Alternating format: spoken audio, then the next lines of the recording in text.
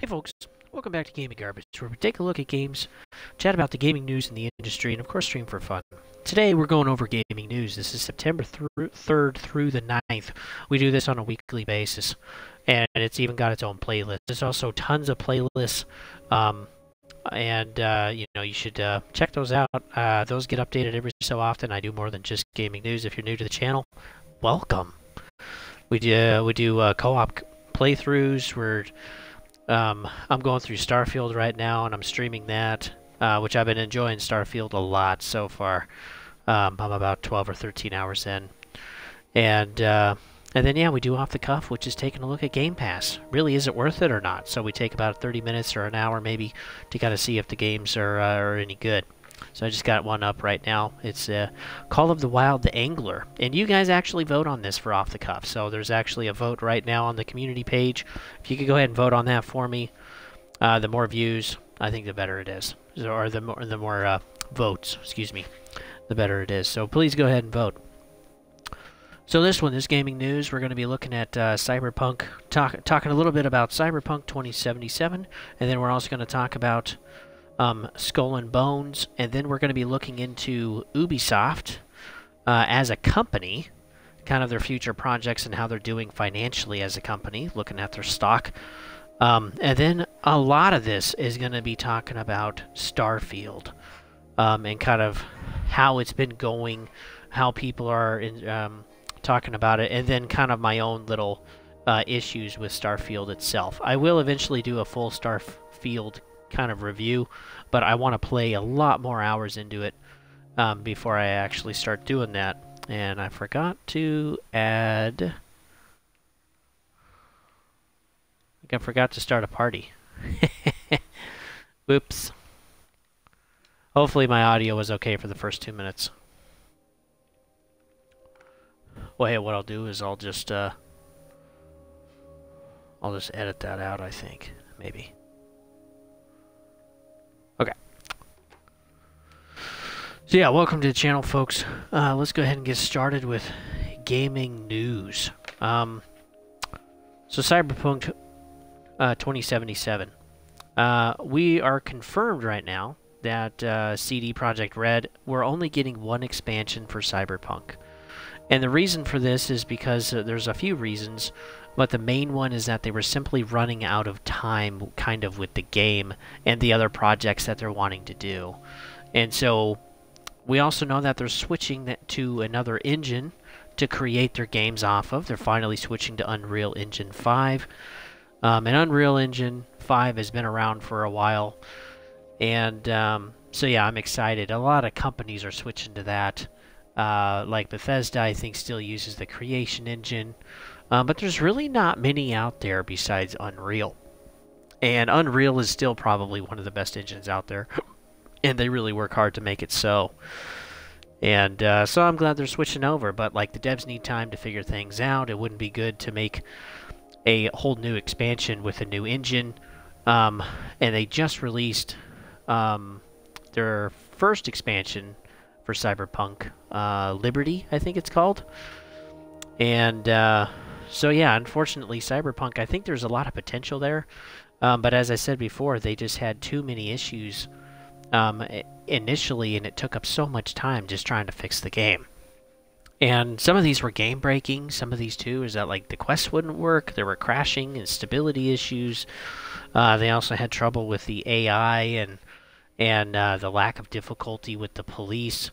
And so I think there was a lot of potential there for future expansions. But yeah, they just had so many problems. Another problem is that Keanu Reeves kind of came in like partway through the development. And so to incorporate him as a character, they had to scrap a lot of stuff and kind of start over on a good chunk of it, and that even put them behind the 8 ball to begin with. And so, yeah, CD Projekt Red, I mean, they've done a great job making Cyberpunk 2077 like it is today. I actually do have a copy of it. I do want to go back in and try it again. My experience was that, yeah, it was kind of buggy. There were kind of some issues. Visually, the theme and stuff looked fun and exciting. But yeah, just kind of a bummer. We're only going to get one expansion.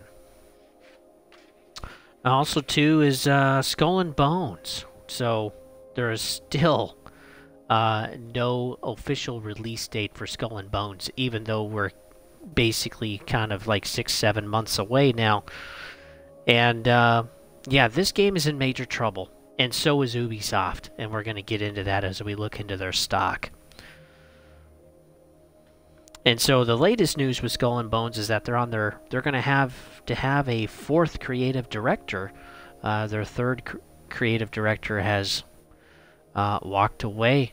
Yeah, they've already been through three, and now they're going to need a fourth one. And so right now they're kind of flying blind because they don't have a creative director right now. And I would hope that enough of the game would be far enough along where they don't need one. But still, it's like they don't even have an official release date. This game has been pushed back quite a few times now. I think it's 6 or 7 times. And this game, too, has been in development since 2013. So, I mean, we're at 10 years now. And it's also changed. Like, the vision of the game has changed one too many times. But something I didn't know, so thank you, Young Yeah. His channel is great, by the way, if you're interested, is that I didn't know that what Skull and Bones was supposed to be DLC for Black Flag. And that makes sense why we only got one. I thought that was kind of weird for a Bethesda game, or for a Ubisoft game, is that there's only one piece of DLC during that time for Black Flag. And, you know, we were kind of expecting there to be a second DLC, but it never showed up, and there just wasn't any word about it, and so that was kind of weird.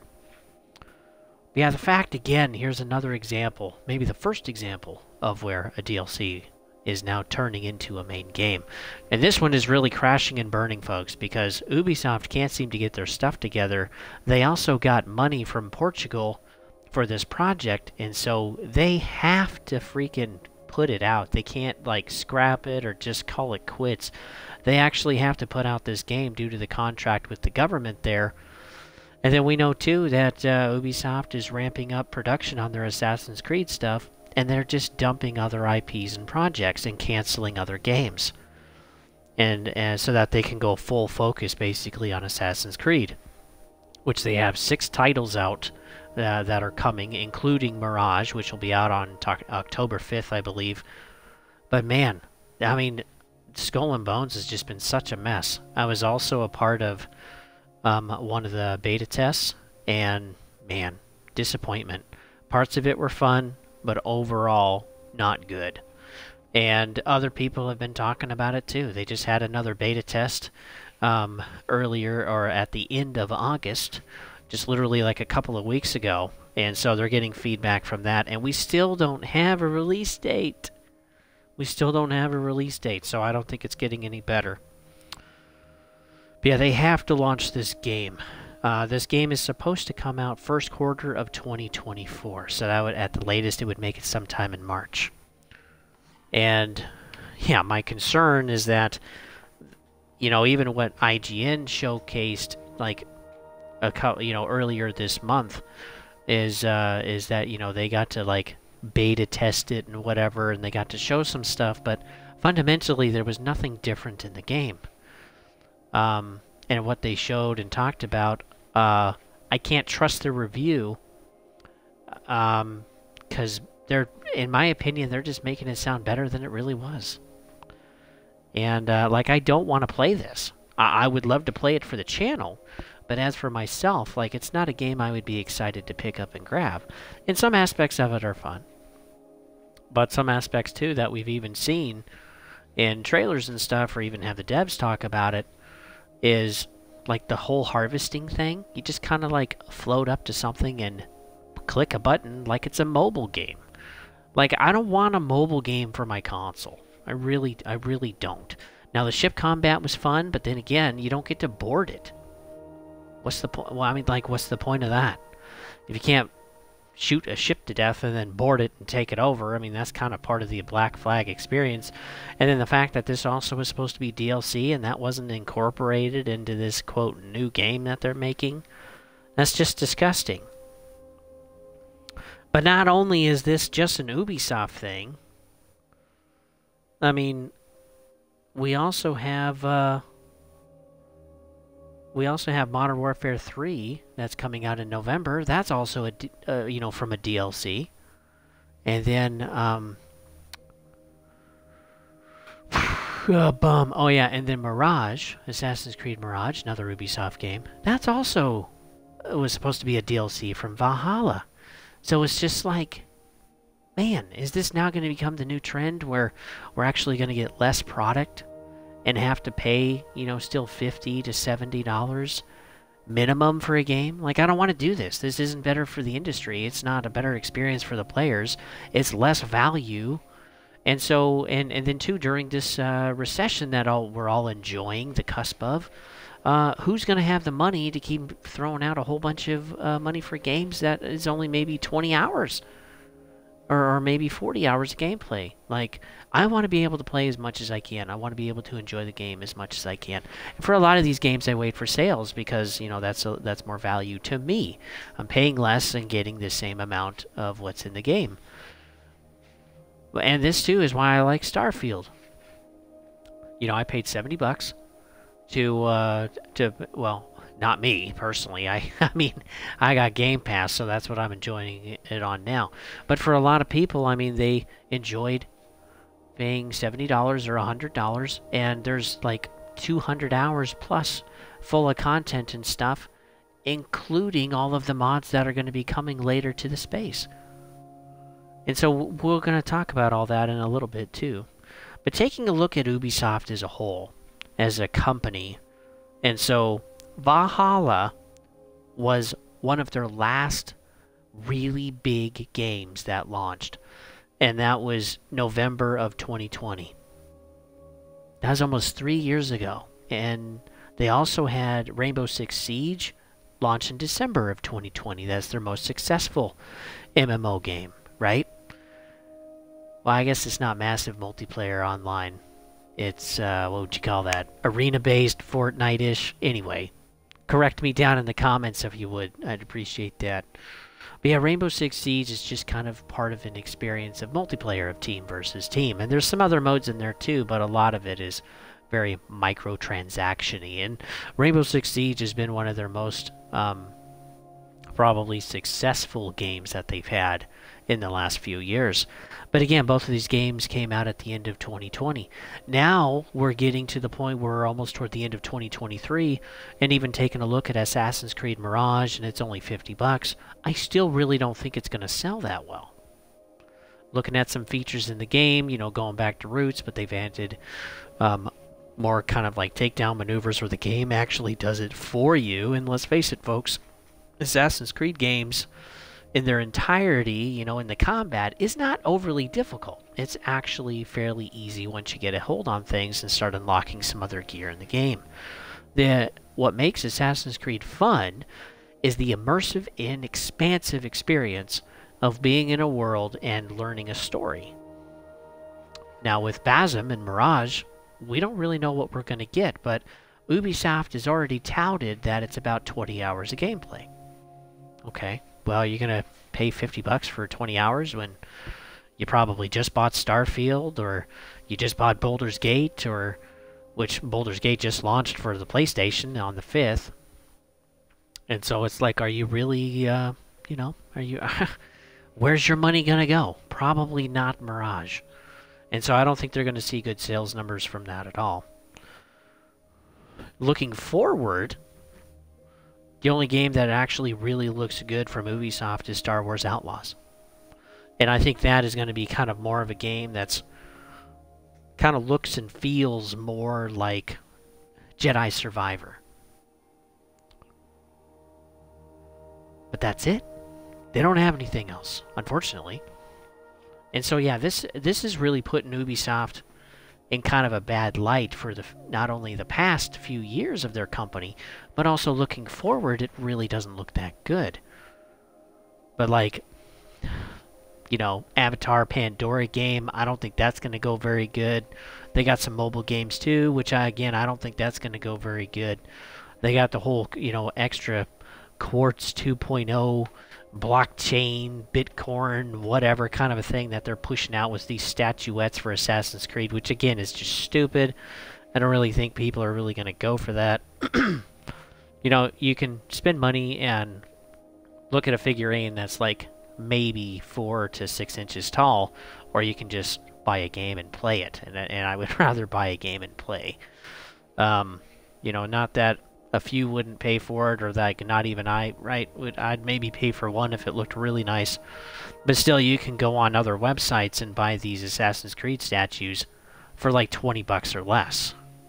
And you don't have to be a part of this whole like blockchain thing and support that. And I personally, I don't want to. I want them just to make games again, not services or figurines and stuff.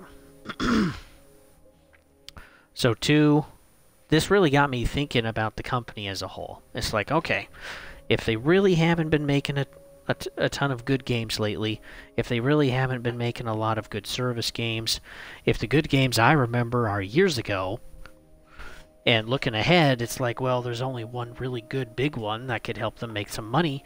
How is the company doing? And so this really kind of got me thinking about that, and I'm kind of a investor trader guy. I just fiddle around with a few $100 and enjoy it, right? But I study this economic stuff, and so I have access to be able to kind of take a look and how to look up all of the information of how Ubisoft stock is doing. And so let's take a look at this. Right now, Ubisoft stock is $30. From its peak, it was 120. So they have lost a lot of value in their stock. And the 200 moving average on the weekly is $59. So, and they're at 30. And so they've had a lot over months and the last couple of years. They've had a lot of movement very quickly over their stock, and they're very far away from their 200 moving average, which is bad. They're well under that, and you know, there's no reason the company can't go lower if they're not going to make any more money from any of their stuff. Siege is already kind of a done game. Nobody thinks and really enjoys Valhalla anymore, right? We've already played it, and there's really nothing else today that's really enticing. And we already know, too, that they've already canceled other games. We already know, too, that Assassin's Creed is going to be their main push with 6 new Assassin's Creed titles, including Mirage. We can probably guess that Mirage is really not going to be that great, just in the fact that it's coming from a DLC, and they're, quote, making it a full game for $50, which, in my opinion, just wait, folks. Play some of the older stuff, like Origins. That's a great one. I love that one. And so, yeah, this is really bad. So I also took a look at their earnings. They usually put out their earnings every 6 months, once every 6 months. So looking at the last 9 earning calls, so that's a lot of months. Okay, that's years. How far? Let's see how far back.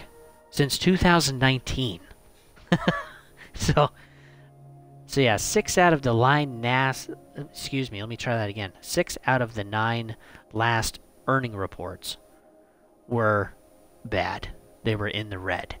Every once in a while, good report. Woohoo! They did a great job. Like when Ghost Recon Wildlands came out, they made a good chunk of money on that. And again, we got to see that with Valhalla and Rainbow Six Siege. They made good money for the next couple of years. Or the next couple of halves, if you can call it that. Yeah, so the next year they made a good amount of cash. But overall, 6 out of the 9 last earning reports have been negative, have been in the red, where they've actually lost money as a company. Also, we take a look at their net debt. So what that means is they basically take all of their liquid assets today, like cash, and pay off as much debt as they can. And how much debt do they have left after they do that? They still have over $1 billion they have to pay off. That's a lot of debt for a company.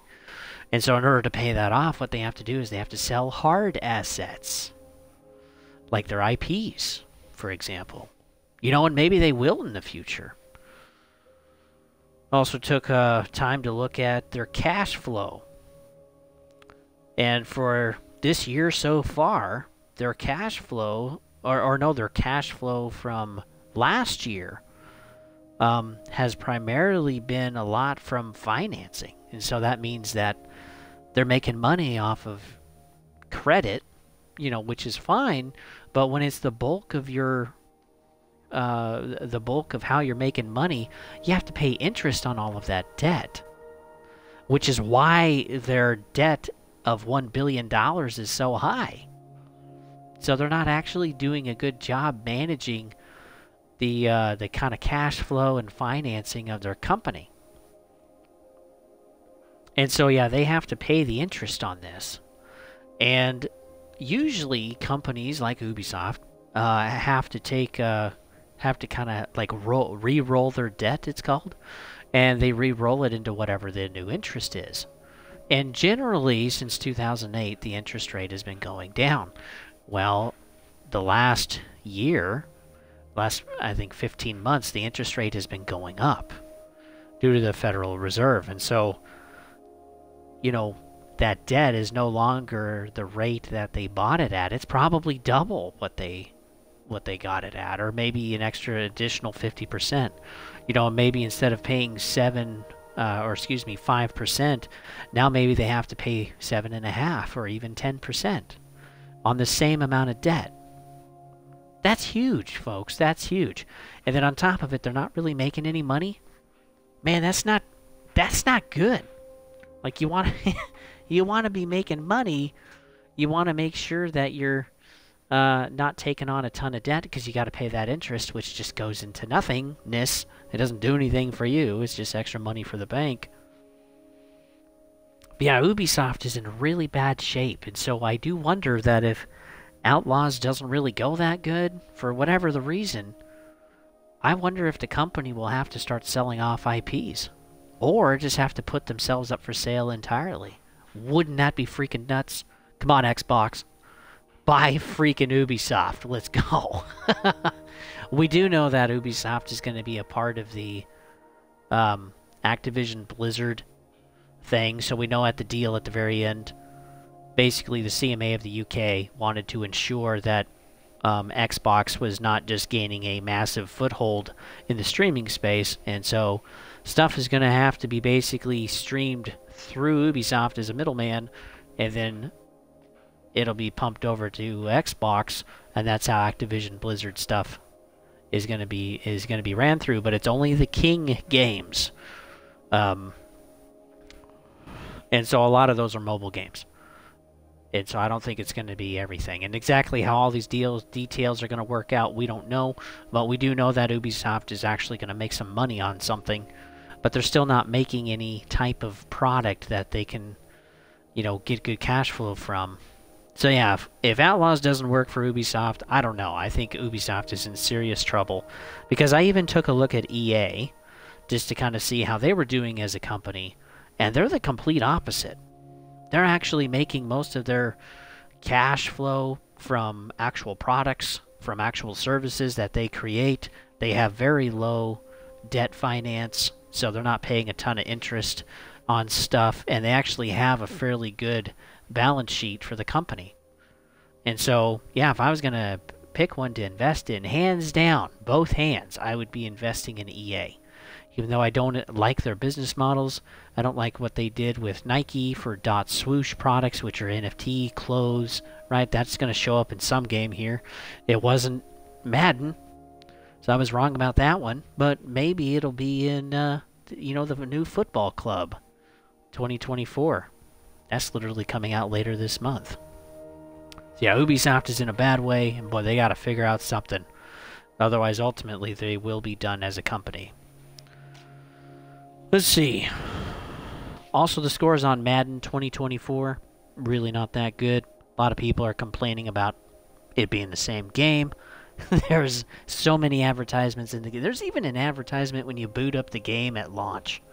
You click on the game and it's like, "Bana, advertisement, please buy more stuff." I mean, the way the game is designed is horrible. So yeah, if you have to enjoy Madden, just buy a previous version. It's way cheaper. And they're still having trouble actually adding certain things into the game that they've already had in previous versions, like all the way back in the 2000s. And I don't know, man.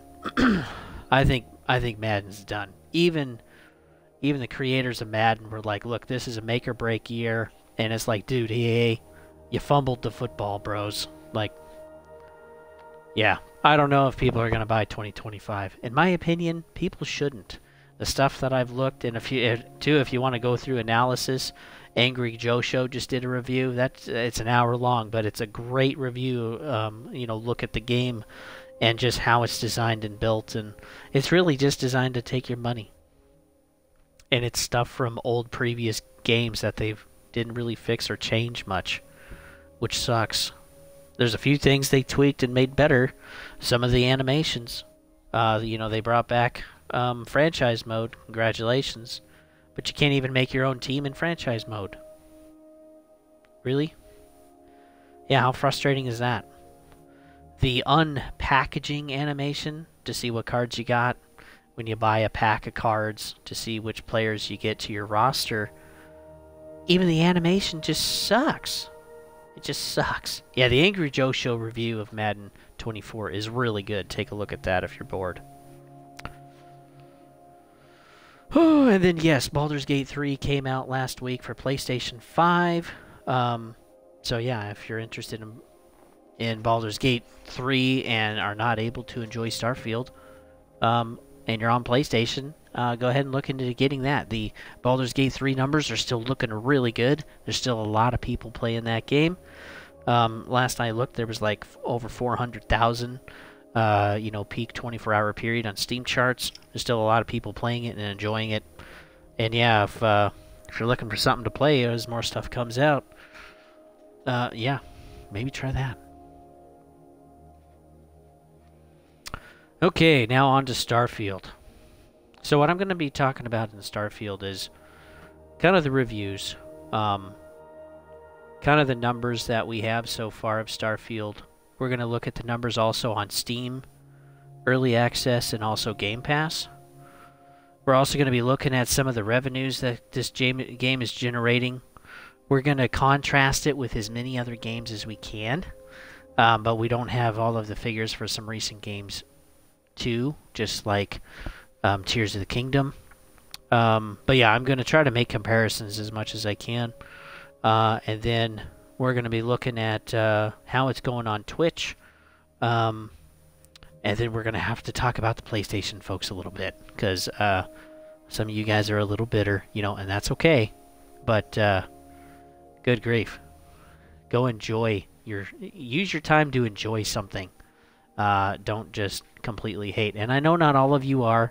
Thank you for being more mature. But boy, I both got to say that in the gaming community, both Nintendo, Xbox, PC, and PlayStation, we all have members in our quote console groups or platform groups that just aren't quite a full potato, if you know what I mean. They're not a good pack of fries. They're not a full cheeseburger. They're missing the cheese. And I can keep going with the bad jokes. Bad dad jokes. But I won't. But I love being a dad, so yeah, the bad dad jokes aren't going away anytime soon. They're going to be sticking around. So, Starfield. It has mixed reviews so far, and I'm sure most people that are interested have already looked into a lot of stuff, and that's great. If you're done watching, go ahead and click off. I'm not offended. It's all right.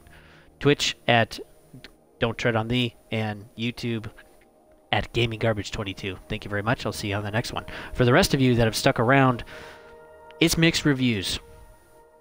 And so Metacritic still has a score of 65.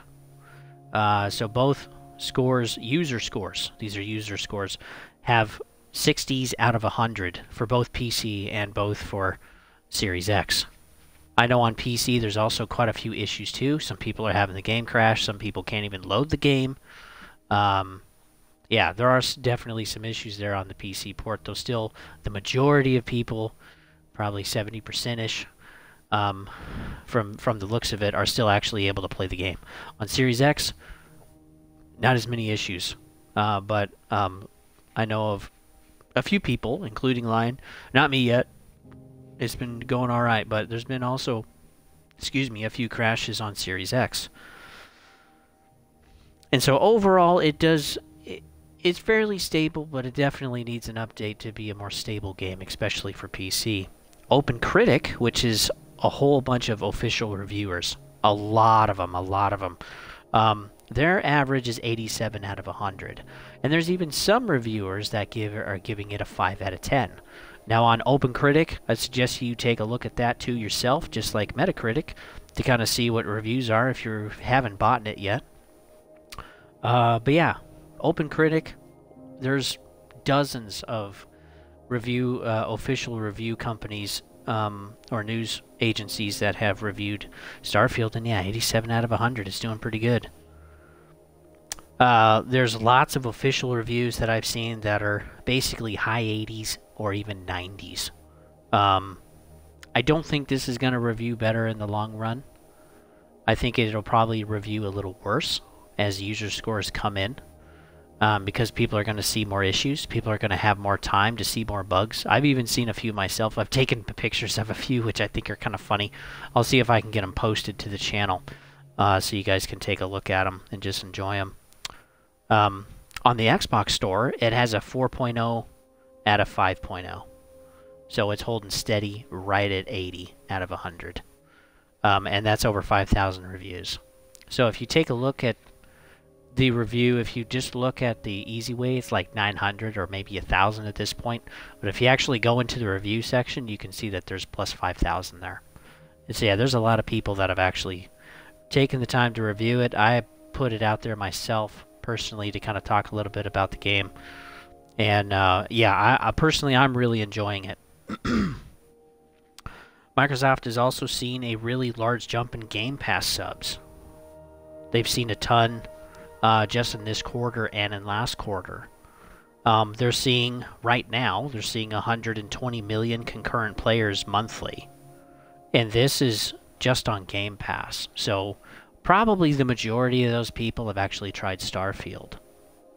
We also know that there were over 2 million people that paid for early access, which that's, you know, that's $200 million right there, folks. Yeah, there's over 2 million that paid for early access for Starfield. And so they jumped in and got to enjoy it. And I think for some of these folks, there's some of the ones that we're hearing negatively about the game first, simply because they've been able to play the longest. Because they were able to play starting on September 1st instead of September 6th. We also get to see, with Game Pass, they've made an additional $36 million because of Starfield. So that's kind of the smart way to do it. A lot of people bought into the trial that Xbox Game Pass had, including myself, for $1, you know, for the first free month. And then I've expanded it too. I got Game Pass for 14 months total, and I'll play whatever, you know, we kind of get, including Lies of P and Payday 3 and whatever else shows up. But yeah, Starfield, I did want to get it for Starfield because I could, if it was a really bad game or just launched horribly like Skyrim or something like that, then I didn't feel like I was out $70 or $100 because I still have other games to look forward to and play.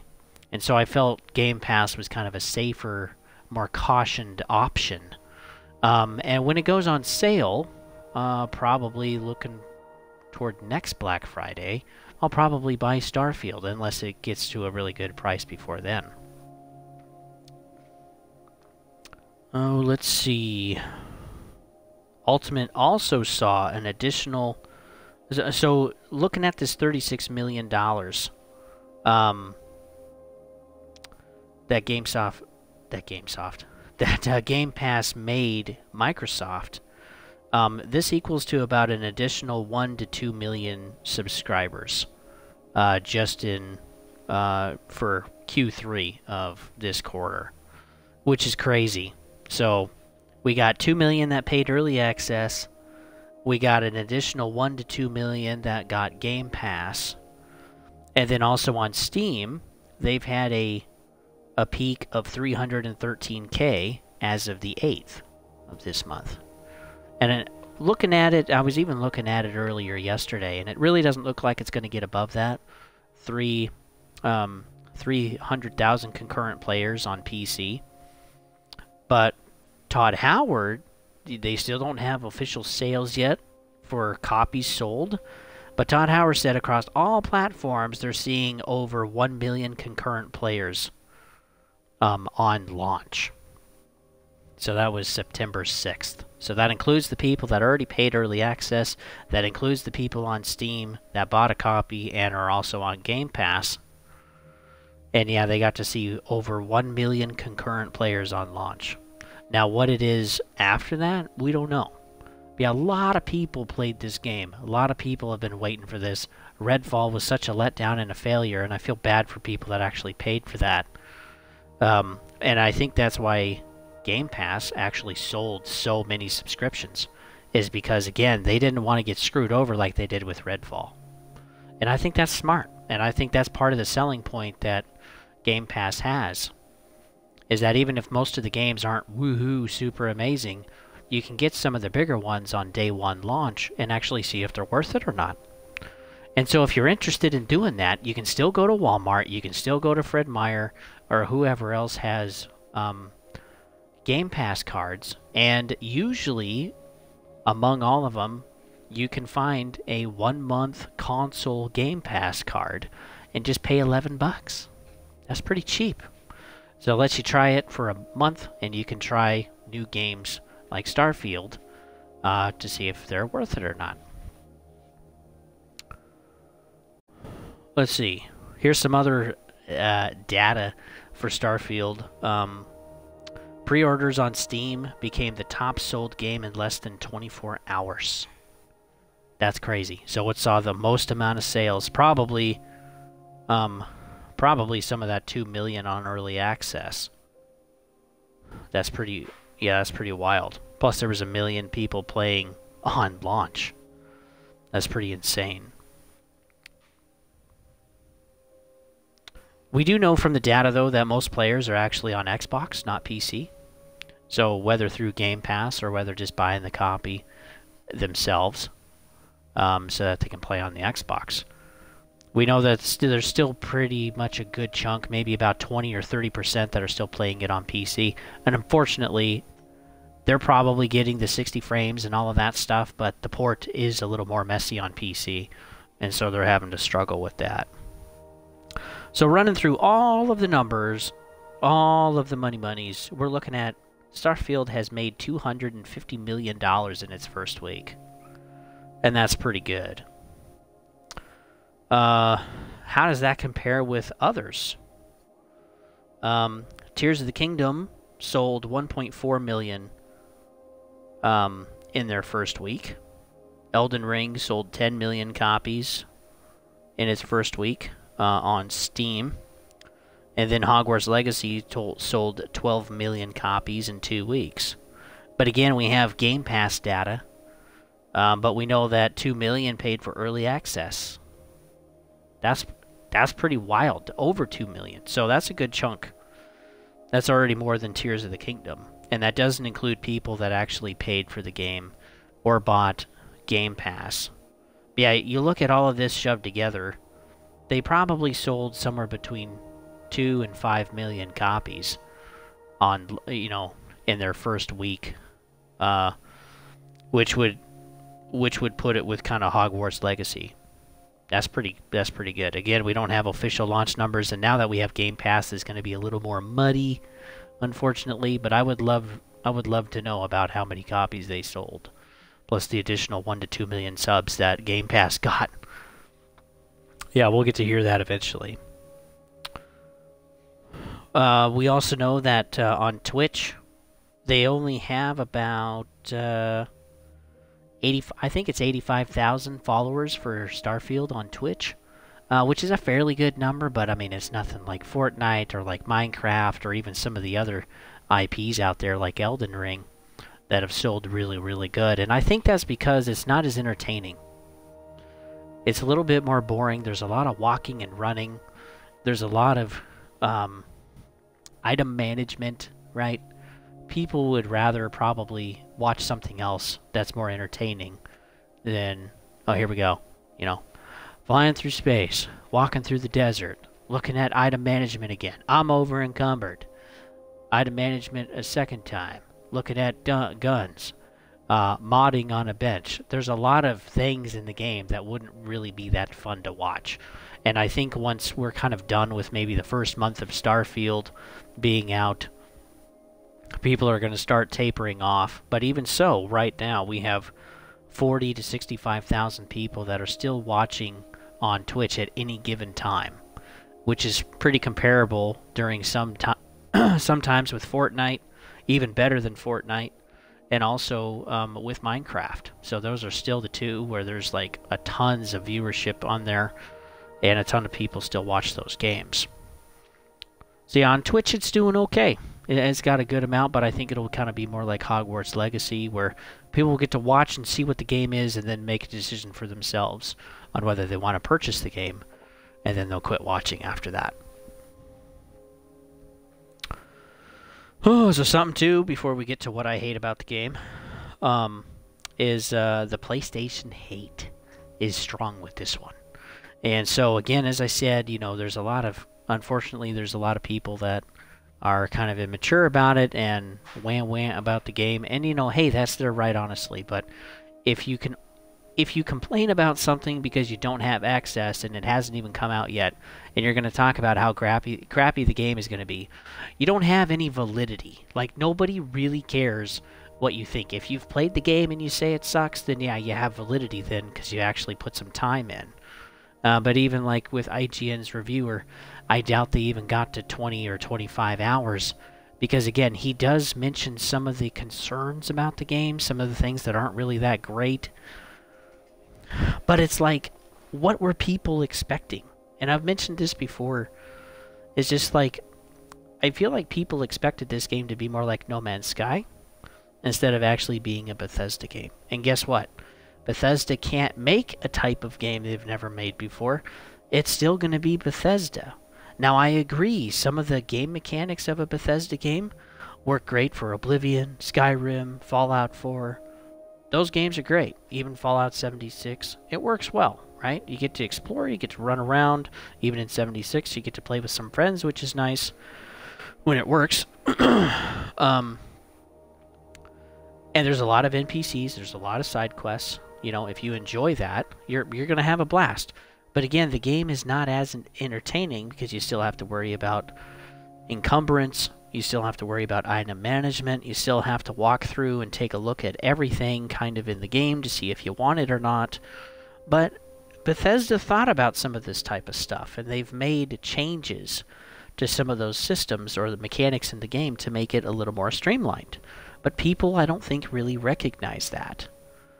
And I think, again, what they were kind of looking for is, I even watched a guy, he's like, I was kind of hoping it would be more like Interstellar. It's like, well, you kind of screwed the pooch right there on that one, because this is not a movie, for one. This is also not at 60 frames, okay? And also, this is not a pure this is not entertainment by watching. This is entertainment by playing and experiencing. And they aren't going to make a game that's arcade-like. They're going to make it a little more realistic. And they even mentioned that in their showcase. Is that, yeah, they want it to be more realistic. They want to kind of be a simulator as much as they can. But they also, when the player says, can I do this? They want to be able to say yes. So they took some liberties in that direction to ensure that people can have kind of play how they want, right? Be able to do what they want. But yeah, I think people's expectations were just kind of off. And I think that's why some of the players are so upset. Now, if you're upset because the game crashes all the time for you personally, like on PC, yeah, that's something absolutely that's valid. That's like, hey, my game does not work. But some of the people that have said they've, gotten refunds back, I just think they were anticipating a different game. And since their expectations weren't met, they don't enjoy the game. And so I really wonder if they watch Starfield Direct, if they really watch the gameplay. And again, there's a lot of things too in the game that aren't necessarily seamless, but I'll get into that. So let's go ahead and chat about my issues with Starfield. And I don't have a section about what's great about the game in Starfield. Again, I want to play more and do a full review, hopefully later this month, maybe even next month, depending on how things go. My brother is having his son today. His wife is going to be giving birth probably tonight, so that's how busy things are right now, on top of everything else. I do have some time off this week from work, which is great. I'm hopefully to be able to catch up on some stuff. But so yeah, I will do a full review at some point, but I want to give a good chunk of time and not just 20 hours and say, you know, hey, the game's boring, the game sucks. Because I want to be able to enjoy the game as Starfield in its entirety, not just a piece of it. So initially, let's see, I've played probably 12, 14-ish hours so far in Starfield. And my biggest complaint is that the running in the game when you're on planet. There's a lot of that. Now, you have a lot of that in the other, like, Skyrim, Fallout games, right? Which is fine, because there's actually stuff to look at. You have trees, you have wildlife, you have objects you can see in the distance, you have things that are different colors and different sounds. Okay, when you're roaming a planet that's dead, there's just not much there. It's very No Man's Sky-y, right? It's very No Man's Sky-y at launch. Which I've heard is very different now. I'll have to play it someday. But yeah, there's just not very much to look at. There's not very much to interact with. There's not very much to see. You can still see buildings in the distance or structures and be like, ooh, what is that? Let's go see. But instead of just jogging everywhere, at least you have a sprint button. That's nice. But instead of just jogging everywhere, I wish you could actually drive or fly something. Whether you could build an outpost and actually drive or fly something, or whether you could take off in your ship and just kind of like hover around in the air, or fly around in the air like you could in No Man's Sky, and then have some type of a transition to being out in space, like still have a loading screen there, bloop, out into space now and flying around, you know, that kind of thing. But boy, it does kind of get old a little bit to just run and run and run and run. And some of these areas that you see are like 2,000 meters away. So 2 kilometers away, you got to run like 1.2 miles. And that's a while. And plus you got to maybe fight with stuff in between, and or you got to worry about your companion trying to keep up with you. It can be a little monotonous. Just a little bit. Also, some of the things on planets, they won't scan. No matter what I do, what position I'm in, how close, far away I am, I cannot scan certain objects on the planet. Now, I don't know if that's a scanning issue, if that's a bug, if my skill isn't leveled up enough. I don't know. So, I'm not completely sold on that one being a bug, because I want to play some more of the game to figure that out. But it is pretty frustrating. It shows that I haven't scanned it. It shows that I can, technically, like the option is there, but it never highlights for me to actually scan it. So, if you know what's going on, please leave a comment below. I'd appreciate that. Also, the UI on character stats. So, for probably a lot of us when we started, we didn't even know that we could look at character stats or status effects, because we don't know we're highlighting anything. The only thing that tells you is a small, inconspicuous button of Y that allows you to actually, quote, click on your character and actually pull up stats for your character. So if you have status effects, that's how you access that, folks. Just open your main menu, right, where you can select your map or your ship or your inventory or your skill tree, and don't move the joystick anywhere. Just leave it right where it is and hit Y, and you'll be able to access your character directly. Gives you all the statistics of what you've done, where you've been, what you did, any status effects that you have, all of that type of stuff. And I wish in some way that was highlighted so that people could actually figure out, oh, I can click on that too. Because when you move over to the left, like towards your map, or over to your inventory on the right, you can see there's kind of an aura, kind of a whitish, grayish aura that flows out from the middle of the screen and lets you know you're highlighting that. Well, there's no aura around your character, and so you don't even know you can really click on it, which I think is kind of a bummer. Also, the menu system. Man, there's so many. There's so many. And they also didn't really... There really wasn't any tutorial to go through how to do your hotkeys. So again, having played past Bethesda games, I should have kind of figured that out already. But there's really no way to figure out your hotkeys, so I played for a while without figuring that out. Thank you, Lion, for letting me know. And then, too, the menu system, there's a ton of menus. There's a bunch. So it can take a while to actually kind of get through things and figure out stuff and transfer items and back. And boy, don't click the wrong button, otherwise you got to go through another 3 menus just to be able to undo what you did. And that can be kind of repetitive for a while. There's also repeat facilities in the game, just like No Man's Sky. So I've been to 3 separate labs, and the thing that's tough is all 3 main like abandoned labs or a lab of whatever, they've all looked the same. And so you can memorize basically the layout, and luckily these labs are pretty big, but you can memorize the layout and then it's like you've been there before. And I'm sure I'm going to see that, 100 more times before I'm done playing the game. And I really didn't enjoy that with No Man's Sky, and I'm probably not really going to enjoy that either, because it does add to that sense of kind of boringness. I've been here before, I've done that before, and let's just run through another one of these.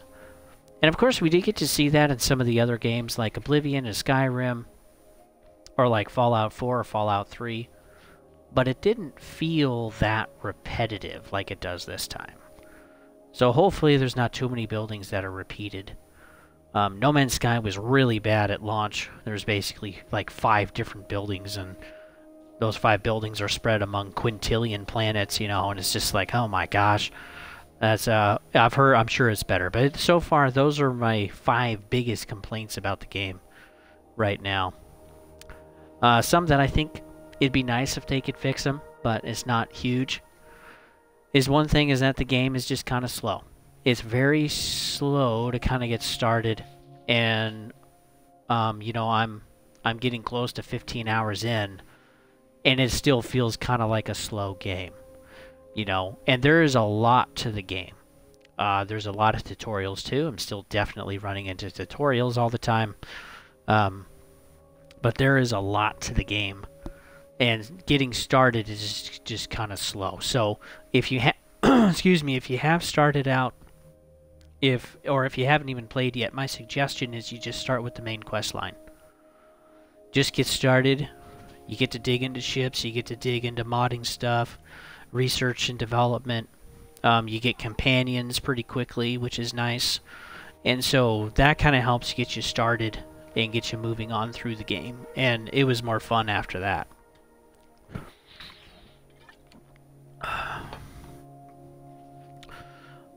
But, and in other ways the game is also slow, as there's also not a ton of enemies that I'm bumping into.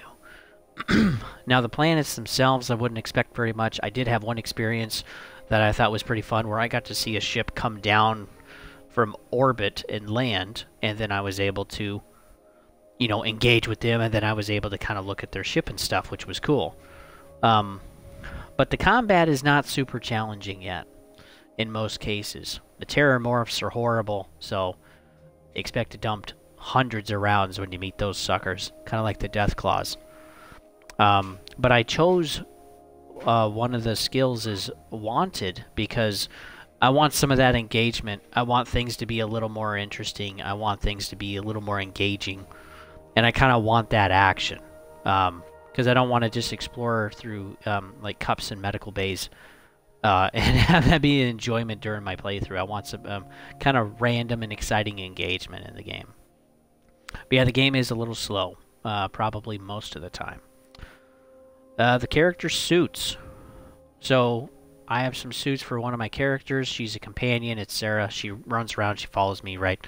But even on planets, so far, she doesn't have her suit on. Like, she technically has her suit on. Like, they're selected and they're equipped to her person. But she's not wearing them. And so she kind of looks out of place, like she's running on this planet. I got my suit on, right? I want to be protected. And she technically has hers on, but like visually I can't see that. And so I don't know if I'm missing something. Again, let me know in the comments below. But like, and two, I don't know if that's a bug. But I wish I could actually have it to where if I have to have a suit, she's wearing one too. Otherwise, that kind of breaks that continuity there. Oh, hey, it's poisonous. There's a lack of oxygen, but I'm fine. I'm running around in my blazer and having a great time. It kind of, yeah, breaks the simulation a little bit. Keeping track of companions. So there's been a few times where I've had to wait around. Since there's really nothing to engage with, anything to see, there's really nothing to shoot at sometimes for long stretches of time on planets, which I'm fine with, but I also have to keep track of my companion, and there's been times where I've even lost them, and I have to go back and find them, and or even out on the open planet, I have to take time to try to find them, or kind of wait for them to catch up because they'll get stuck in a crag or something like that, or they'll even engage with an enemy and I won't know it, and so I've been running for a while, and it's like, crap, where did my character go? And so sometimes it does feel like they'll kind of blip into place, or like they'll just magically catch up and just bloop, just blip right there and they've caught up. But other times it's like, you know, it'll take 30 seconds to kind of find my character. It's like, where did they go? And so I kind of wish the characters could catch up a little better. And even when they have a jetpack equipped, they don't really seem to use it. And so they don't really seem to keep up with me in that way very well. And so if I've gone up and over somewhere, they could just kind of have to bloop. They just have to kind of blip in place in order to catch up. The last thing is mini-maps, especially in the cities. It'd be nice if there was actually a mini-map, because I can't tell you, already I've spent like 3 hours in New Atlantis, and half of the time I'm trying to figure out or try to remember where this particular place is. And the side quests help, but again, if I want to go to the armory and I want to buy a gun, it's like there's only one armory unless you go to the well. I think there's an armory down there as well. No pun intended. That was an accident. But yeah, I want to be able to, you know, kind of go where I want. And they do have it broken up into sections. They do have a tram station, which is really nice for New Atlantis. And New Atlantis is the biggest settlement they've ever made. It's even bigger than Cyrodiil in Oblivion, which is crazy. And it is very, very big. But believe me, I've definitely ran around for a while. And two, even the hours I've spent there, I still keep finding stuff I've never seen before. So it is a very big place, but I do wish they had a mini-map or some type of little map you could find. Maybe I'm missing that too. Let me know in the comments. But yeah, I wish they had a mini-map so I could actually kind of figure out where I'm going, instead of having to just run around or just kind of figure it out. And yeah, that does waste a lot of my time. Overall, I'm really enjoying the game. There are some of these things that are pretty frustrating, and I do feel like they take away from my overall score so far.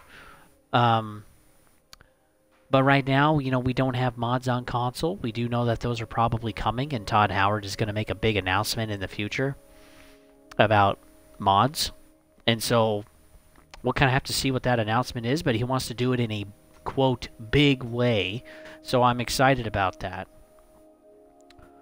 But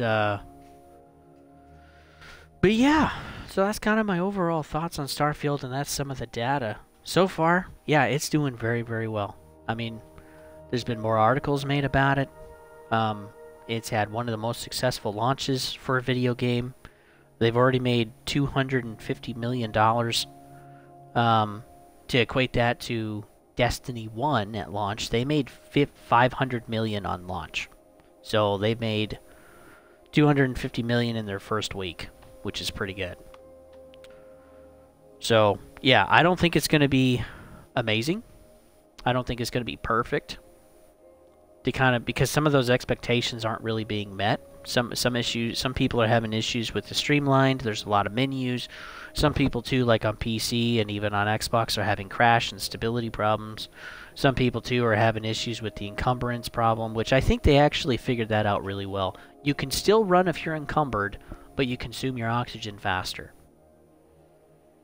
And that's nice. And you also have areas where maybe you were jogging and you're only consuming a little bit, or maybe you're walking quickly and you're not consuming oxygen, but if you're encumbered, now you're actually going to consume oxygen when you're walking quickly. So I actually like how they did some of the mechanics of that.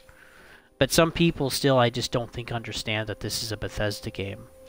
And that they're not going to change the mechanics on how they've built stuff by changing locations from a planet or a city now to space.